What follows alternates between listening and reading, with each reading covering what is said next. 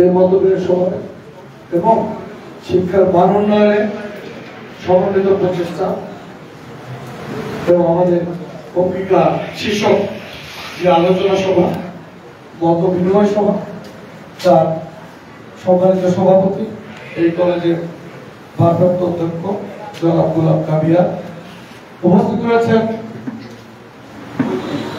আমাদের বাংলা আদর্শ কলেজের গভর্নিং বডির অন্যতম সদস্য জেলা বিএনপির সুযোগ্য যুগ্ম আহ্বায়ক জনাব আলমগীর হোসেন উপস্থিত রয়েছেন।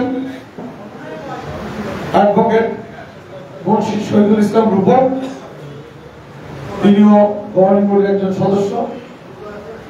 আরো উপস্থিত রয়েছেন জনাব নাসিরুল ইসলাম বাবলু, আরেকজন গভর্নিং বডির সদস্য। এছাড়া আমাদের শিক্ষক মন্ডলী, ছাত্রছাত্রীবৃন্দ, কর্মকর্তা কর্মচারীবৃন্দ, সুধী মন্ডলী, আসসালামু আলাইকুম ওয়া রাহমাতুল্লাহ। বক্তব্য দিতে গেলে রবীন্দ্রনাথের ওই কথাটা মনে পড়ে প্রথমেই, সহজ কথা কইতে তুমি সহজে, সহজ কথা যায় না বলা সহজে। কি করে বলবো যে আপনাদের কি করতে হবে, আপনার তো জানা থাকার কথা। এই সমন্বিত প্রচেষ্টা, আপনাদের অঙ্গীকার, এই যে আপনারা সুন্দর একটি বিষয় নিজেদের মধ্যে আলোচনা করে তো ঠিক করেছেন, এটাতেই আমার মনে হয়েছে যে আপনারা নিশ্চয়ই নিজেদের কাছে অঙ্গীকারবদ্ধ যে আমাদেরকে এই কলেজের শিক্ষা সত্যিকার মান বাড়াতে হবে। দেখেন, আমি অনেক জায়গায় অনেক কলেজের ঘটনা জানি যেখানে শিক্ষকরা ছাত্রদেরকে দেখেছে, তারা ফেল, তারা দায়িত্ব নিয়েছে, চ্যালেঞ্জ দিয়েছে, এদেরকে আমরা পরীক্ষায় উত্তীর্ণ করেই আমরা দেখিয়ে দেব যে আমরা পারি। কই, আপনারা কি তাদের নিয়ে বিশেষ ক্লাসের ব্যবস্থা করেছিলেন? তাদের নিয়ে কি কোন রকম কোন কাউন্সেলিং করেছেন, কোচিং করেছেন? তাহলে আপনারা যদি বলেন যে আমরা ভেবেছিলাম 50 জনের বেশি কোনোভাবেই পরীক্ষা দিতে দেব না, সেটা তো কলেজের জন্য শোনাবেন না। ওই বাবা মা আরো 10 জনকে বলবো ওই কলেজে পরীক্ষা দিতে দেয় না, আর সব ভাই ফেল, ওখানে কেউ যায় না। কি করবেন তখন?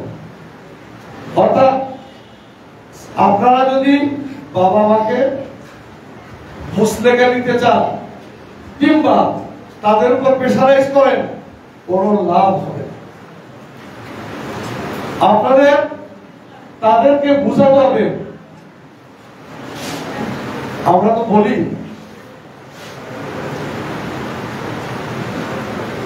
কোচ হচ্ছে তাই টু সে সামথিং, কোচিং আমরা বলি coaching and counselling, this is the twin. Coaching হচ্ছে টু সে সামথিং আর কাউন্সেলিং হচ্ছে টু ফলো। আপনি যা বললেন তার প্রয়োগ আছে কি?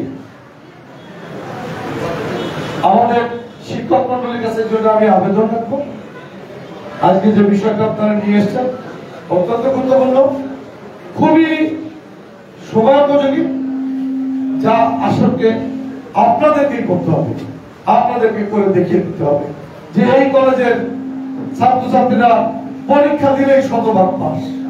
এইরকম একটা চ্যালেঞ্জ আপনাদেরকে গ্রহণ করতে হবে। তবেই আমি মনে করি এই কলেজের সার্বিক মান উন্নয়নে যে পদক্ষেপ নিতে হবে তা আপনারা বের করতে পারবেন। আমি আপনাদের এই কলেজের সভাপতি হওয়ার আগে এইসব কোন শিক্ষা প্রতিষ্ঠানে কোনদিন আমি দায়িত্ব নিই নাই, কিন্তু আমি আপনাদের এখানে আসার পরে আমার যে অভিজ্ঞতা হলো যে মাগুরা তথা সারা বাংলাদেশের বেশিরভাগ শিক্ষা প্রতিষ্ঠানের একই অবস্থা। কারণ ইতিমধ্যে আমি আরো কয়েকটি কলেজের অনেক গণ্যমান্য ব্যক্তিবর্গ, কলেজের সভাপতি কিংবা গভর্নিং বডির অন্যান্য সদস্য, তাদের সাথে কথা বলেছি। আমাদের বিএনপির মিটিং এর মধ্যে অনেকে এই সব নিয়ে আলোচনা করছিলেন। তারা প্রচন্ড হতাশ, দুঃখ করছিলেন, তাদেরও এরকম আমাদের মধ্যে পাশ করছে, খুব খারাপ অবস্থা।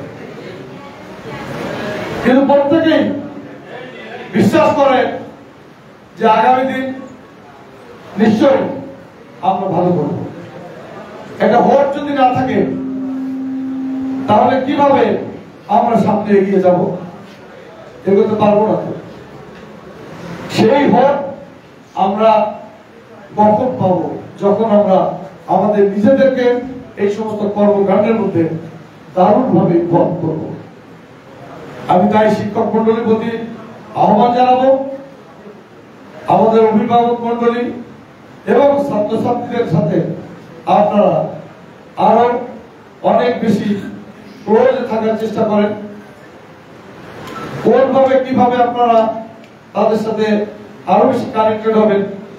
এই যে আসেনি মাত্র 10 জন অভিভাবক এসেছিল, আছে এখন তো নানান ঝামেলা। আপনি কখন তাদের ডেকেছেন, সময়টা কখন, এবং তারা আসলে পেশায় কি কি করে, আপনাদের অনেক কিছু জানতে হবে।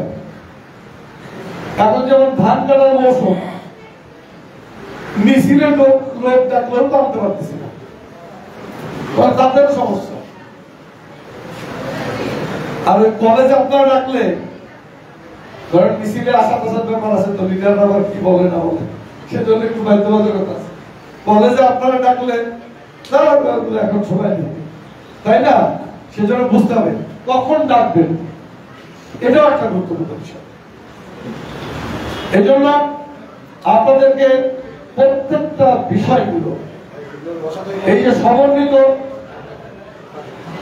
সমন্বিত যে প্রচেষ্টা, এই তোমরা কথা বলো না, ওদের কারণ বাইরে তবে যাক, তা তোমরা এরকম করছো না।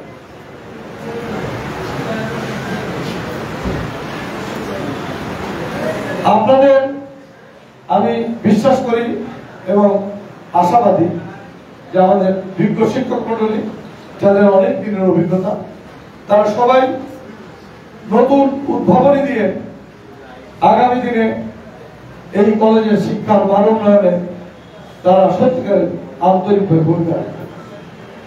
আর আল্লাহ যদি আমাকে রহমত করেন, আপনারা সবাই যদি আমার সাথে থাকেন, ধানের শীষের পক্ষে থাকেন, ইনশাআল্লাহ মাগুরা জেলায় শিক্ষার মান উন্নয়নে সত্যিকারের যা যা করণীয় সব আমি করবো। আমি বিশ্বাস করি আজকে যারা তোমরা ছাত্রছাত্রী আছো, যে কয়জনই এসছো এখানে, তোমরা আরো তোমাদের বন্ধু বান্ধবদের উৎসাহিত করো, এই কলেজে আসুক। আগামী দিনের তোমাদের নেক্সট প্রজন্ম এই কলেজের প্রতি আগ্রহ প্রকাশ করুন, এবং আমাদের শিক্ষক মন্ডলী তোমাদের পাশে থাকবে। তোমাদের অভিভাবকদের সাথে আমাদের সকল প্রকার যোগাযোগ ইনশাআল্লাহ স্থাপনের সব ব্যবস্থা করব। আমরা চাইব তোমরা সত্যিকারের মানুষের মতো মানুষ হও। আগামী দিনে যে যেখান থেকে পারো দেশ গড়ার কাজে অংশ নিবা। এবং আমি আজকের এই অনুষ্ঠানে যারা আমাকে ডেকেছেন, আপনাদের প্রতি কৃতজ্ঞতা প্রকাশ করছি। ইতিমধ্যে অনেক স্কুল কলেজ আমাকে বললেও আমি কোনো জায়গায় যাইনি। যখন আদর্শ কলেজ বলেছে আমি এড়াতে পারলাম না। তাই আমি আপনাদেরকে আবারও ধন্যবাদ জানিয়ে আগামী দিনে ধানের শীষের পক্ষে আপনাদের হাত প্রসারিত করার আহ্বান রেখে আপনাদের সকলের সুখ সমৃদ্ধি, আগামী সুন্দর দিন কামনা করে ধন্যবাদ প্রধান অতিথিকে। এবার সমাপ্ত বক্তব্য ঘোষণা করবেন আমাদের